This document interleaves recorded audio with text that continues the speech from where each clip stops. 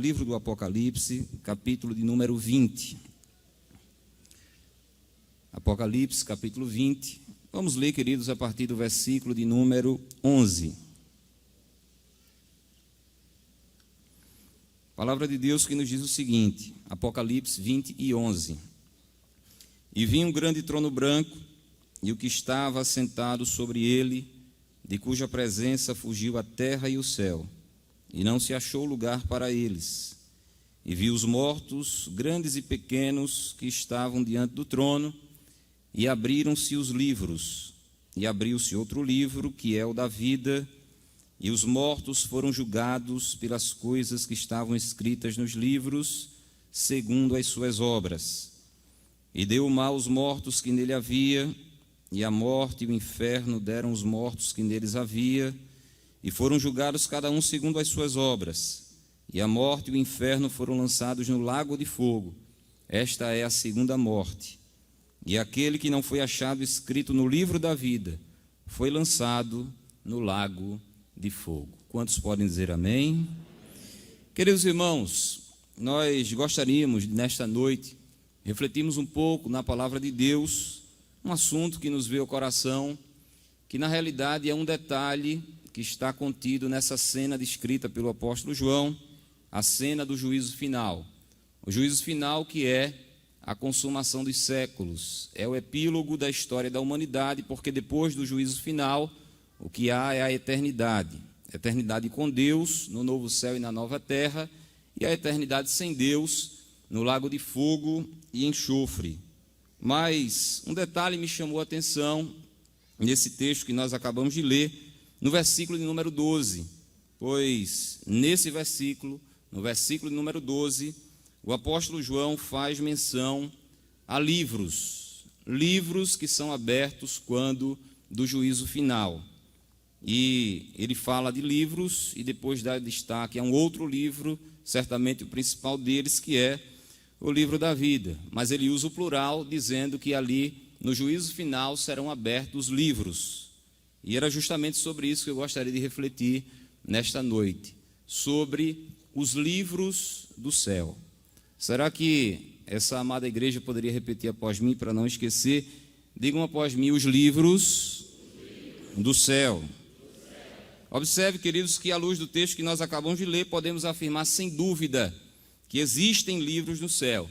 É possível que existam outros livros, mas eu gostaria de destacar 3 desses livros, porque esses 3 nós temos um bom embasamento bíblico para dizer que de fato existem, para que a gente não entre no perigoso terreno da especulação. E, como disse, gostaríamos de destacar 3 livros que existem nos céus, e o primeiro desses livros é o livro de Deus. Poderíamos denominar assim, o livro de Deus. Queridos irmãos, amados ouvintes da palavra de Deus, há um livro no céu no qual o Senhor nosso Deus, escreveu a vida que cada um de nós deve viver. Nesse livro, no livro que estamos denominando o livro de Deus, está contido o roteiro, o projeto de Deus, está contido o passo a passo de Deus para as nossas vidas, isto é, está contido a história que Deus escreveu para cada um de nós vivermos nesta terra. E quem nos revela que esse livro existe no céu, o livro de Deus, o livro da história de vida de cada um de nós, é o salmista Davi. E Davi faz isso no Salmo de número 139. Nunca é demais lembrar, irmãos, que no Salmo de número 139, Davi, ele exalta a grandeza de Deus, ele exalta a soberania de Deus, ele exalta a majestade do nosso Deus. E nesse Salmo de número 139, Davi faz menção aos atributos exclusivos de Deus, ou seja, as qualidades que Deus tem e somente Deus tem, e por isso que Ele é Deus e somente Ele é Deus. Quem diz amém por isso, irmãos? Por exemplo, no Salmo de número 139, Davi exalta a onipotência do nosso Deus. E o que seria a onipotência? É o poder segundo o qual Deus pode fazer tudo o que Ele quer fazer. Isso é algo que Deus tem e somente Deus tem. Deus tem poder para fazer absolutamente tudo o que Ele quer fazer. Por isso que Ele é onipotente, por isso que Ele é o Todo-Poderoso. E sendo Ele o Todo-Poderoso, para Ele não existe nada difícil e nem existe nada impossível. E eu quero já abrir um parênteses nessa mensagem e declarar para os irmãos aqui no Templo Central que o Todo-Poderoso está aqui neste lugar. Estando Ele aqui, irmão, se Ele quiser, Ele pode na noite deste dia operar milagres e maravilhas no nosso meio. Quantos creem nisso? Dê uma glória bem bonita para o Deus onipotente. Então veja, no Salmo de número 139, Davi exalta a onipotência de Deus. Além disso, Davi exalta a onipresença de Deus. E a onipresença é o poder segundo o qual Deus está presente e totalmente presente em cada um dos recônditos do universo e do terceiro céu. Deus é tão grande, mas tão grande, que Ele está totalmente em toda parte ao mesmo tempo. Você pode dizer amém por isso, irmãos? Ele é onipresente e Davi exalta a sua onipresença no Salmo 139. Mas também Davi exalta a onisciência de Deus, ou seja, o poder segundo o qual Deus sabe absolutamente de todas as coisas. Tudo que se passou, está se passando e ainda vai se passar com riquezas de detalhes. E é justamente em relação à onisciência que está atrelado o fato de haver um livro de Deus ao nosso respeito, o livro de Deus, o livro da história de Deus para cada um de nós. Por quê? Porque lá para as tantas do Salmo, no Salmo 139, no verso 16, eu vou ler aqui na Nova Almeida atualizada, Davi disse o seguinte: os teus olhos, os olhos de Deus, viram a minha substância ainda informe. Ou seja, ele quando ainda era um embrião, mas aquele embrião já era Davi, já era uma pessoa. Por isso que nós somos absolutamente contra todo e qualquer tipo de aborto, porque abortar é tirar a vida de uma pessoa na fase embrionária. De forma que Davi estava dizendo: tu me viste quando eu ainda era um embrião, numa substância ainda informe. Agora veja o detalhe que ele diz: e no teu livro, livro de Deus, foram escritos todos os meus dias, cada um deles escrito e determinado, quando nenhum deles ainda existia. Davi, quando compôs esse salmo, irmão, já era um rei. Davi, quando compôs esse salmo, já tinha uma trajetória de vida. Ele, quando estava cuidando daquelas poucas ovelhas da casa do seu pai, já tinha matado um leão e já tinha matado um urso. Davi já havia matado Golias. Davi já havia travado inúmeras batalhas como capitão dos exércitos de Israel. Davi já havia enfrentado a perseguição atroz de Saul em relação à sua vida. Davi já estava sentado no trono de Israel e também de Judá. Davi já era um rei famoso, chefe de um exército de milhares e milhares de homens, um exército imbatível, tinha muito ouro, muita prata, já tinha uma história, mas ele estava dizendo: Senhor, tudo isso já estava escrito no teu livro quando eu ainda estava no ventre da minha mãe. E eu só estou vivendo o que eu estou vivendo porque no teu livro, Deus, tu escreveste a história que eu deveria viver e, portanto, tudo isso é mérito seu. Queridos irmãos, eu quero dizer aqui que nós não temos motivos para achar que esse livro de Deus, nesse livro de Deus, está contida apenas a história de Davi. Eu creio que no livro de Deus está contida a história de cada um de nós. Por isso que a gente tem um costume de dizer que Deus tem um plano na tua vida. Não é assim, irmãos? Porque no livro dele está escrita a nossa história. E é interessante, irmãos, que Davi, em determinados momentos, abriu mão da história que Deus escreveu para ele e foi viver a sua própria história.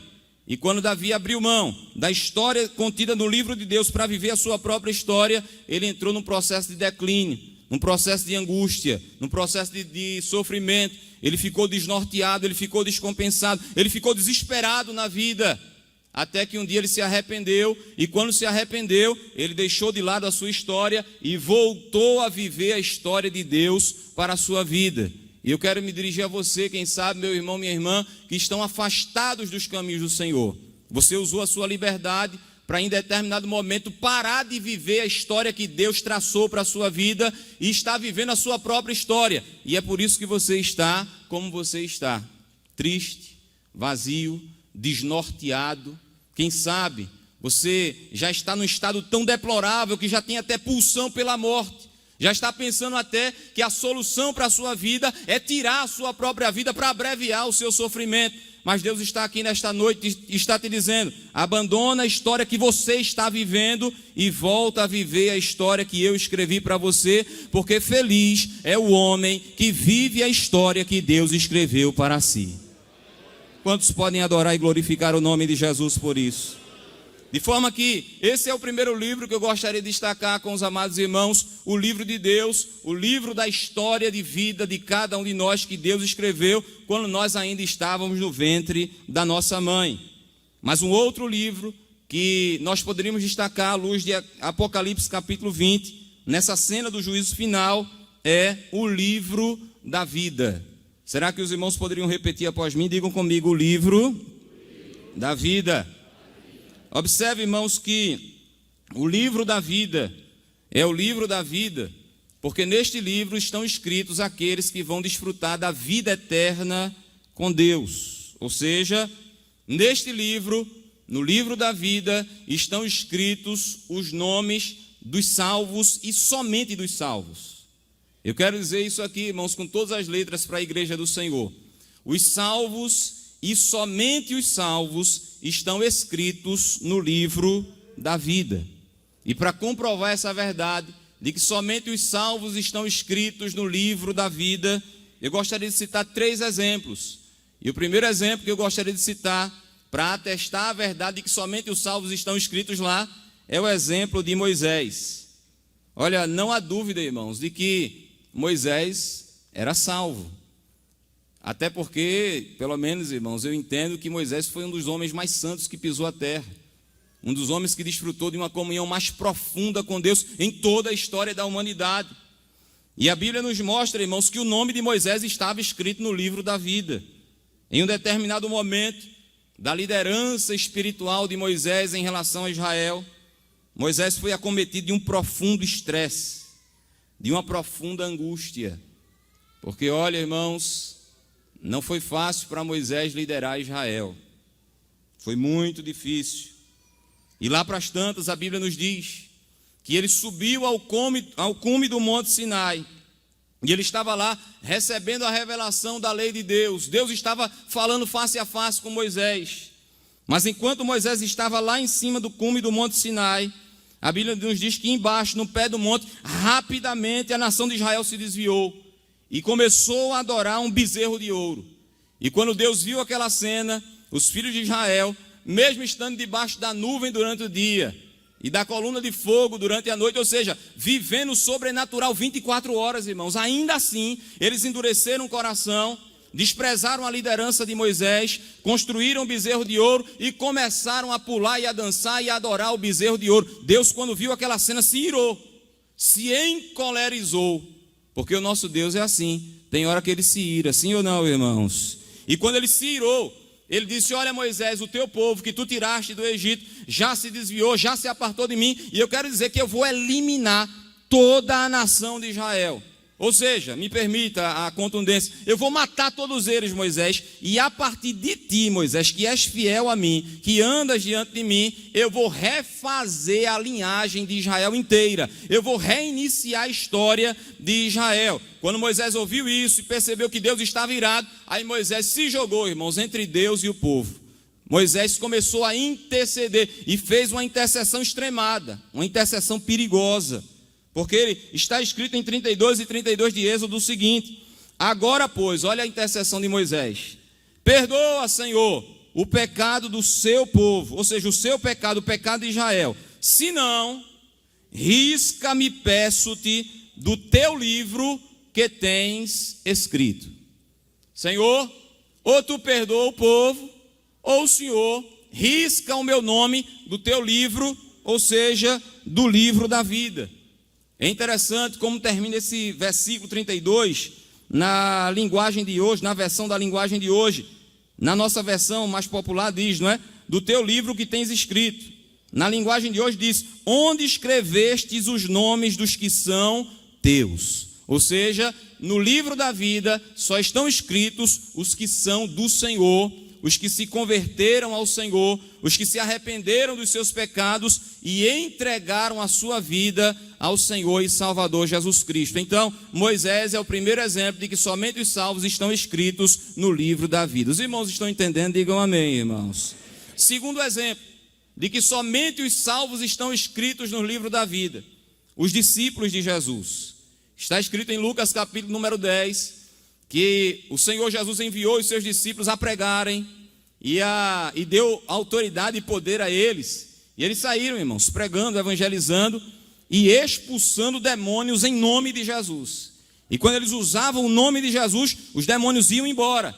E as vidas experimentavam uma profunda libertação, uma profunda transformação. Quando os discípulos viram isso, se alegraram e voltaram para Jesus. E quando voltaram para Jesus, disseram: olha, mestre, até os demônios se nos sujeitam quando a gente faz uso do poder que há no teu nome. Aí no capítulo 10, versículo 20 de Lucas, Jesus disse assim: mas não vos alegreis, porque se vos sujeitem os espíritos, alegrai-vos antes, por estar o vosso nome escrito nos céus.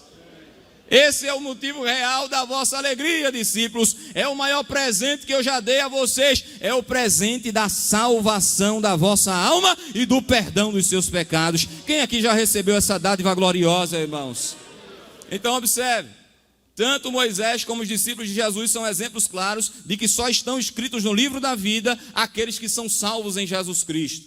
Um terceiro exemplo, irmãos, que nós poderíamos citar, são os cooperadores do ministério do apóstolo Paulo. É muito interessante, quando o apóstolo Paulo, escrevendo aos Filipenses, no capítulo 4, versículos 2 e 3, olha, irmãos, a igreja de Filipos ocupava um lugar especial no coração do apóstolo. Era uma igreja para quem o apóstolo Paulo rasgou o seu coração e se derramou em afeto, não é, para com aquela igreja. Lá no capítulo 4, versículos 2 e 3, Paulo disse o seguinte: rogo a Evódia e rogo a Sintique, que sintam o mesmo no Senhor, e peço-te também a ti, meu verdadeiro companheiro, que ajudes essas mulheres, não é, que trabalharam comigo no Evangelho, e com Clemente, e com os outros cooperadores. Veja, Evódia, Sintique, Clemente, os demais cooperadores. Aí ele encerra dizendo: cujos nomes estão escritos no livro de onde, irmãos? Da vida. Olha, irmãos, Jesus dizer que os discípulos estavam com os nomes escritos no livro da vida, tudo bem, porque Jesus conhece o céu por dentro, ele é o próprio Deus.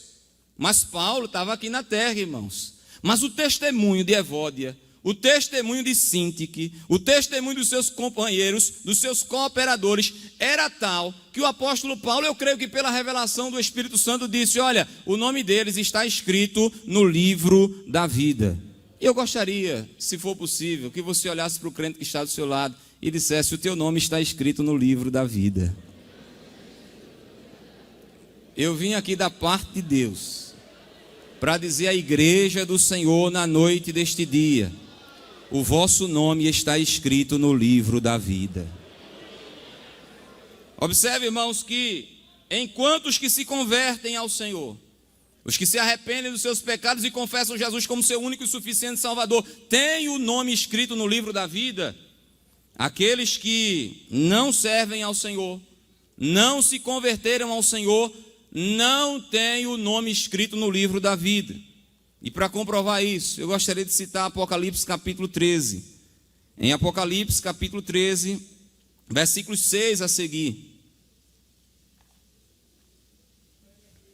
nos diz assim a palavra de Deus: e abriu a boca em blasfêmias contra Deus, para blasfemar do seu nome e do seu tabernáculo e dos que habitam no céu. E foi-lhe permitido fazer guerra aos santos e vencê-los, e deu-se-lhe poder sobre toda tribo e língua e nação. Todos nós sabemos que essa é uma cena que vai ocorrer na grande tribulação, depois do arrebatamento da igreja. Mas veja o que está escrito no versículo 8: e adoraram-na todos os que habitam sobre a terra, esses cujos nomes não estão escritos no livro de quê, irmãos? Da vida do Cordeiro que foi morto desde a fundação do mundo. Ou seja, como eles tinham o pecado como estilo de vida, a imoralidade, a idolatria, o apóstolo João está dizendo que eles não tinham o nome escrito no livro da vida. Mas um outro detalhe me chama a atenção nesse texto, irmãos, é que o apóstolo João chama o livro da vida do livro da vida do Cordeiro. Ou seja, só existe livro da vida porque existe Cordeiro. Só existe vida eterna no céu porque o Cordeiro foi imolado na cruz do Calvário e pagou a minha e a tua dívida para com Deus. Quando ele deu o brado da vitória dizendo: Pai, em tuas mãos entrego o meu espírito, está consumado. Quando a gente lê, irmãos, Apocalipse capítulo 21 e o capítulo 22, eu acho interessante, porque tem lá o trono de Deus e o trono do Cordeiro. E por que é que Cristo aparece na figura de um Cordeiro lá no céu, lá na eternidade?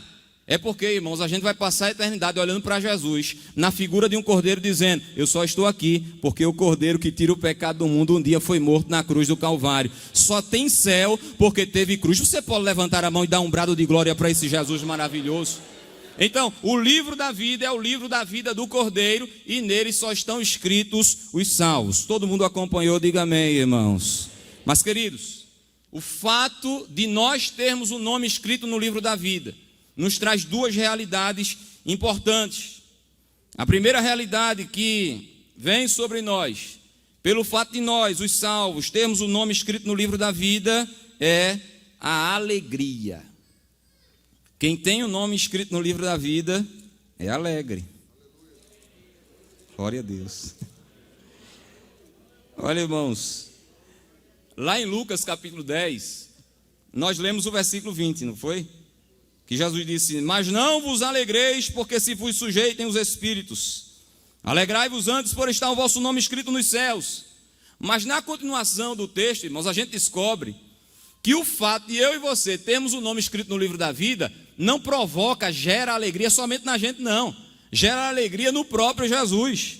Porque depois do versículo 20, no versículo 21 está escrito o seguinte: naquela mesma hora, é um texto que o nosso pastor gosta muito, se alegrou Jesus no Espírito Santo e disse: graças te dou, ó Pai, Senhor do céu e da terra, porque escondestes essas coisas aos sábios e inteligentes e as revelaste às criancinhas, aos pequeninos. Assim é, ó Pai, porque assim te aprouve. Ou seja, Jesus está dizendo, infelizmente, a arrogância intelectual dos sábios não deixa eles perceber o quanto eles são frágeis, pequenos, limitados, carentes de um Senhor, carentes de um Salvador. Mas os pequeninos, aqueles que se quebrantam, aqueles que se humilham, aqueles que reconhecem que precisam de um Senhor, de um Salvador, esses recebem salvação e têm o nome escrito no livro da vida. Deixa eu perguntar, onde estão os pequeninos que receberam salvação da parte de Jesus aqui nesta noite? De forma que o fato de nós termos o nome escrito no livro da vida nos traz alegria. E eu não sei como você chegou aqui neste culto nesta noite, mas eu sei exatamente como você vai sair. Você vai sair daqui alegre. Você vai sair daqui feliz, porque apesar de todos os pesares que você está vivenciando, o seu nome está escrito no livro da vida. Então, você vai sair daqui de cabeça erguida dizendo, o meu nome está escrito no livro da vida.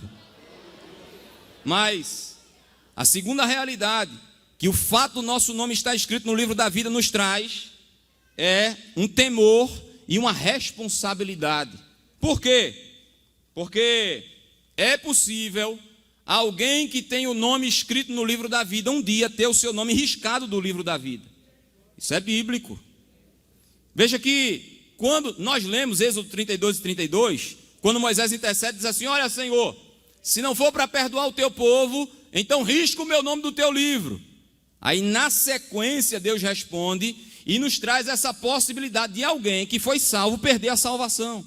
De alguém que teve o nome escrito no livro da vida, perder esse nome no livro da vida. Por quê? Porque Deus diz assim a Moisés, Moisés, o teu nome eu não risco não, porque tu és fiel, tu andas diante de mim, tu és fiel em toda a tua casa. Agora, a alma que pecar, essa eu risco do meu livro, mas o teu nome não. Mas Deus está dizendo, se pecar, ou seja, se viver pecando, eu risco do livro da vida.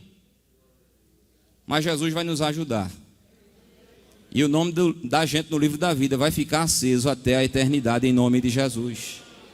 Ainda corroborando isso, irmãos, Está escrito em Apocalipse, capítulo 3, versículo número 5, quando Jesus escreve a carta para a igreja, ou dita a carta para a igreja de Sardes. No capítulo 3, versículo 5, Jesus diz assim: o que vencer, ou seja, o que for fiel até o fim, porque só se vence no final. O crente que perseverar sendo fiel até o fim, será vestido de vestes brancas, e de maneira nenhuma riscarei o seu nome do livro da vida, e confessarei o seu nome diante do meu Pai e diante dos seus anjos. Ou seja, quem for fiel até o fim, eu deixo o nome escrito até o fim e vai desfrutar da eternidade comigo. Receba a graça de Deus aqui nesta noite para continuar sendo fiel a Deus até o fim. Nós iremos até o fim. Quantos podem dizer amém por isso, irmãos? Mas é possível que eu esteja falando para alguém que parou na caminhada, que já teve o nome escrito no livro da vida, mas alguma coisa aconteceu, meu amigo, minha amiga, você parou e hoje você não sente mais salvação. Você sabe que se partir agora, você não vai se encontrar com Jesus. E você sabe que se Jesus vier agora, e você sabe que a vinda de Jesus para arrebatar a igreja vai durar somente um momento, um abrir e fechar de olhos, não vai dar tempo de se preparar. Você também não está pronto. Quem sabe você é um daqueles que está sentindo que o seu nome foi riscado do livro da vida. Mas essa é uma noite de você retornar, porque se você retornar, o seu nome vai ser escrito no livro da vida. E dessa vez, em nome de Jesus, vai ser diferente, porque assim como essa igreja, você vai perseverar até o fim. Você vai ser salvo. De forma que, apesar de nos gerar alegria o fato de termos o nome escrito no livro da vida, irmãos, nos gera também um temor e uma responsabilidade, porque se não perseverarmos, então o nosso nome será riscado do livro da vida, ou seja, nós perderemos a salvação. Mas eu gostaria de destacar o último livro lá dos céus. Já falamos sobre o livro de Deus, o livro da história de cada um de nós, o livro da vida, e o terceiro livro, à luz de Apocalipse 20, é o livro das obras. Por que estamos dizendo isso, irmãos? Se você puder voltar comigo lá para Apocalipse capítulo 20, está escrito no versículo 12 o seguinte: e vi os mortos, grandes e pequenos, que estavam diante do trono, e abriram-se os livros, e abriu-se outro livro que é o da vida, e os mortos foram julgados pelas coisas que estavam escritas nos livros, segundo as suas, o que, irmãos? Obras. O livro das obras. É como se no céu houvesse o livro das crônicas da humanidade, ou seja, o livro dos relatos da obra de cada um de nós. Lá em Israel, em relação a todos os reis, quando eles morriam, dizia: olha, quanto aos mais atos de Asa, de Jeoás, de Ezequias, de Joás, de Manassés, porventura não estão escritos no livro das crônicas dos reis de Israel? À luz desse texto, querido amigo, amiga, você que nunca teve uma experiência de salvação com Jesus, ou você que está afastado dos caminhos do Senhor, há um livro no céu em que todas as tuas obras estão sendo registradas. Sabe por quê? Porque aqui no capítulo 20 vai se dar o juízo final. Todos aqueles que morreram sem Cristo vão ressuscitar para serem julgados por Jesus, o juiz de toda a terra. E quando ele emitir a sentença, o seu juízo vai ser uma sentença muito bem fundamentada. Vai ser uma sentença muito bem embasada. Porque ele estará dizendo: olha, você vai ser condenado por isso, por isso, por isso e por isso. Tudo isso está escrito no livro das obras de cada um de nós. Mas eu quero encerrar dizendo que no final das contas, no que diz respeito à salvação, apenas duas obras realmente importam, que é ou aceitar a Jesus como seu Senhor e Salvador, ou rejeitar Jesus como seu Senhor e como seu Salvador. Quem aceita Jesus como seu Senhor e Salvador tem o nome escrito no livro da vida. Mas se alguém rejeitar a obra de Cristo, a graça de Cristo, o sacrifício de Cristo, esse tal não terá o nome escrito no livro da vida, e o destino dessa pessoa será o mais trágico possível, o mais triste possível. Eu sei que é uma verdade dura, mas quem ama fala a verdade. É por isso que Deus falou a verdade por meio da sua palavra. É por isso que a igreja está falando a verdade para você, porque Jesus te ama e essa igreja também te ama. Porque, e eu encerro agora, ele diz com todas as letras no versículo 27 do capítulo 20, ou seja, no capítulo 20, versículo 15. E aquele que não foi escrito no livro da vida foi lançado no lago de fogo, e esta, irmãos, é a segunda morte, ou é a sentença eterna.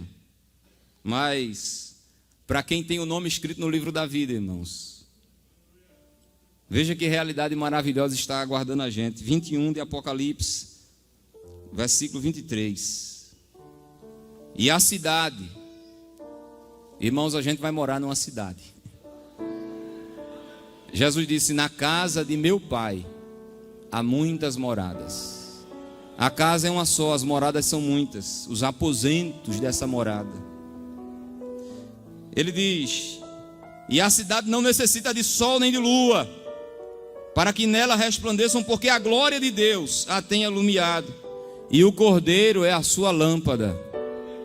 E as nações andarão à sua luz, e os reis da terra trarão para ela a sua glória e honra, e as suas portas não se fecharão de dia, porque ali não haverá noite.